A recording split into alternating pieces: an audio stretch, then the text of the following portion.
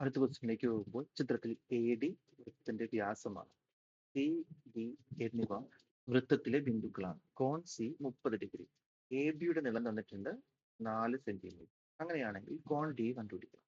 നമുക്കറിയാവുന്ന കാര്യമാണ് A B എന്ന വലിയ ചാപത്തിന്റെ മറ്റൊരു കോണാണ് ഇത്. അതായത് ഒരേ വൃത്തിലെ ചാപങ്ങളാണ്. സോ ഈ കോൺ 30 ഡിഗ്രി ആയതുകൊണ്ട് ഈ കോണും എത്ര തന്നെ വരും? 30 ഡിഗ്രി എന്ന് വന്നു. ഇനി എ ബി ഡി എന്ന് പറയുന്ന കോൺ ആദ്യം തന്നെ പറഞ്ഞിരുന്നു. എ ഡി എന്ന് പറയുന്നത് വ്യാസമായതിനാൽ എ ബി എന്ന് പറയുന്നത് അർദ്ധവൃത്തത്തിലെ കോണാണ്. അർദ്ധവൃത്തത്തിലെ കോൺ മട്ടകോണായിരിക്കും. അത് കിട്ടി. ഇനി നമുക്ക് എ ഡിയുടെ നീളം കാണണം. അതിനുവേണ്ടി ചിത്രം ഒന്ന് വരയ്ക്കുകയാണ്.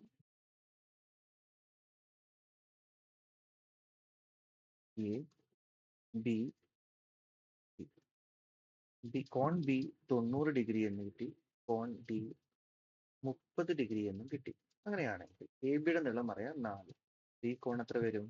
60 ഡിഗ്രി. നമുക്കറിയാം 30 ഡിഗ്രി, 60 ഡിഗ്രി, 90 ഡിഗ്രി ആണെങ്കിൽ വശങ്ങളുടെ അംശബന്ധം 1:3:2. 30 നേരെ 4 ആയതുകൊണ്ട് 90 നേരെ 8 ആയിരിക്കും വരിക. അതായത് ഈ നീളം എത്രയാണ്? 8. അപ്പൊ വ്യാസം എത്ര വന്നു? 8 സെന്റിമീറ്റർ എന്ന് വന്നു.